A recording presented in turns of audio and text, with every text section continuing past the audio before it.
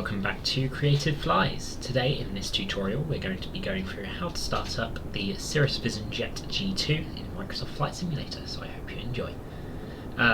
Before we get started, just a couple of things that I want to talk about with the channel overall. Obviously, if you don't know about the channel, or you're not bothered about all this channel update info, skip to the timestamp that is now on screen, and then you'll get straight into the tutorial bit. But if you do want to stay for this, I just want to quickly address where I've been. Obviously it's been about a year. Actually it's been pretty much a year since my last upload on this channel, and that is mainly because I've been very busy with other things. So I've been working on a couple of games which will now be on screen, which is why I've not really had a chance to make these videos. I want to get a proper start into this channel now though. Obviously there's only 2 videos on the channel before this one, so I really want to get a proper start now, so expect to be seeing probably a new video every week, hopefully, as long as I can keep up with the schedule. I'm just very busy in general. Anyway, with that being said, let's get straight into the cockpit. So, welcome into the cockpit of the Cirrus Jet. First things I want to mention is just a little bit about the aircraft itself and getting started. So obviously all my tutorials on this channel are designed to be completely beginner friendly, so we don't go into any of the complicated SOP stuffs that there may be for regular aircraft. It is simply a tutorial on how to get it started and how to get it flying. So you don't need to worry about there being any difficult things in this tutorial, and that's why this plane really is, in my opinion, the perfect jet aircraft for beginners. If you're a beginner, I'd recommend going for something like a Cessna first. They're so simple to fly. But if you want to go into jet aircraft to do those longer haul flights, I do really recommend the Vision Jet. Obviously, it's not free.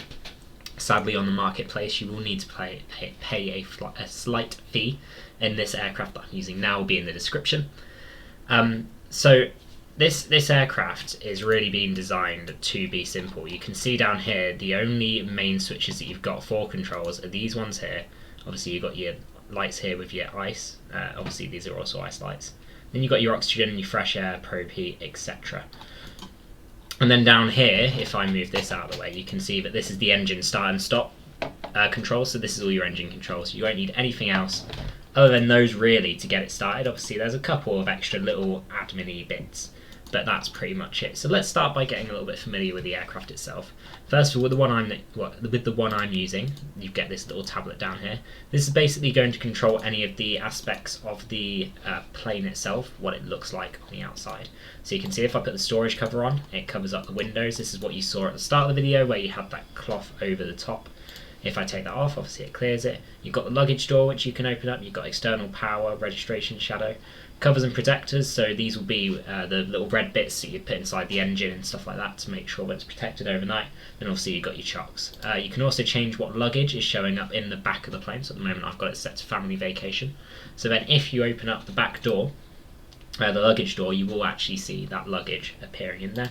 You've got obviously your status, so this is what you're set to if you wanted to start at different stages. So if I press taxi, it would start the plane for me and then I could go straight away. Obviously in this tutorial we're not going to be doing that, but if you wanted to you could. Bose, this is for your headphone controls, so you've got headphones here which you can click to get rid of the headphones there, so basically you're putting it on. Then you can also use active noise reduction, which just reduces some of the engine noise to make it seem as if you are wearing headphones. So I'm going to turn that off because I've got the built-in Microsoft Flight version working anyway.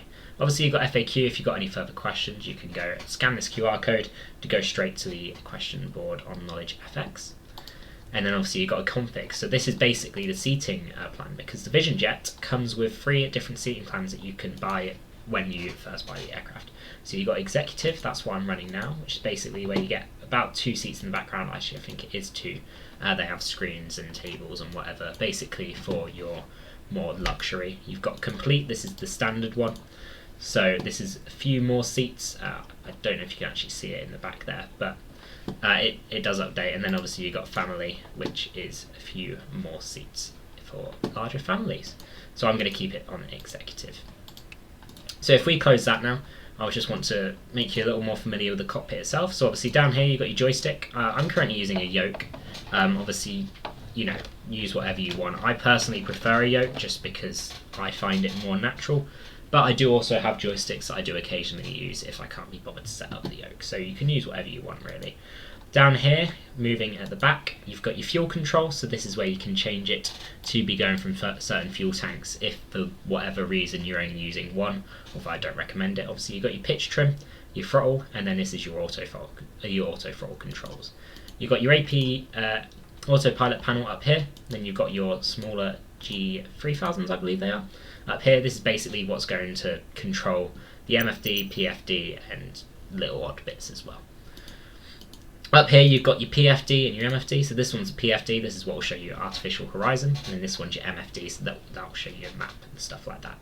So without further ado, I think it's time that we get this plane running. So first things you're going to do is you are going to switch the batteries on, so you're going to press these two switches here to get your batteries on, and then you can get the generators on as well. So this is basically going to bring the plane alive. So as you can see, all the screens are turned on and everything's starting up. So we'll go through the screens in a minute. Obviously I'm not going to go into too much detail because this is beginner friendly. There's just a couple of things that I'd recommend doing first. As you can see here, it's aligning the AHRS, which is basically just letting the plane know where we are. So we'll just let that finish. Shouldn't take too long.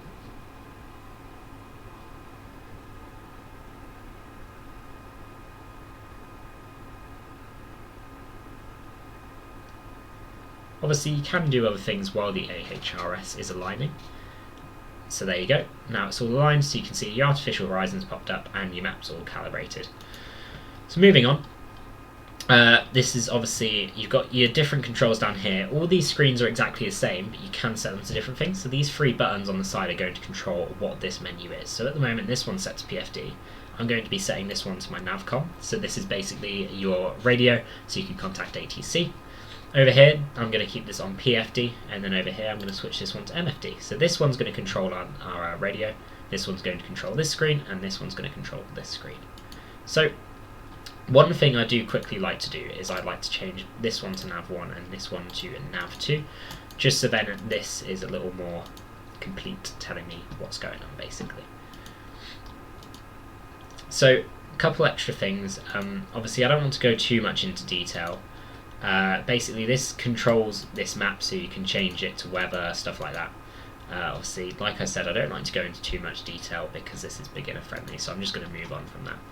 So moving on, what we'll do next is we're going to turn the strobe lights on. This is basically just letting people know that we are about to get started. So let me just get that running, there we go. Cool.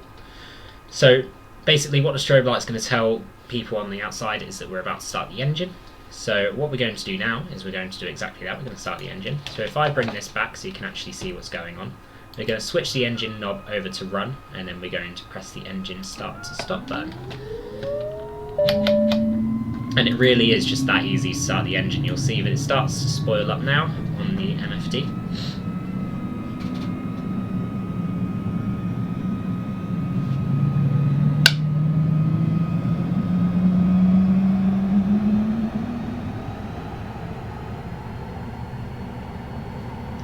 That's it, just like that your engine is now running. It's that simple. That's why I love this plane for beginners. It is really just one of the most simple planes to start up and get flying. You really don't need to know anything else other than what these buttons do mainly. So what you can see here is you can see that these are flashing on the PFD. So we're going to quickly fix that. What we're going to do is we're going to turn the oxygen on. You'll hear that little puff there, that just means that the oxygen is working. Then you've got the airflow on, which will turn on, and then your probe heat. So now that we've got all the warnings clear, the plane is pretty much ready. To be honest, there's nothing else that you really need to worry about if you're flying VFR. Obviously, VFR means visual flight. Oh god, can't even remember it myself. I'm losing myself. Basically, VFR means that you're flying visually. IFR means that you're following a route with ATC. So if you're flying VFR, that's pretty much all you need to know, because I wouldn't imagine that you're going to use autopilot too much. If you would like to see a more detailed tutorial on your autopilot and stuff like that, please feel free to leave it in the comments and I will be happy to go through. A couple of final things that I'm just going to go through before we do end it there. Just a couple more things on where things are. Obviously, you know your throttle's down here, your auto throttle, stuff like that. You've got your flaps lever here, so if I change that, you can see, if I just quickly switch to one of my back seats, you can see that the flaps, actually I don't know if you can see where we are here. You can see now that the flaps have gone down.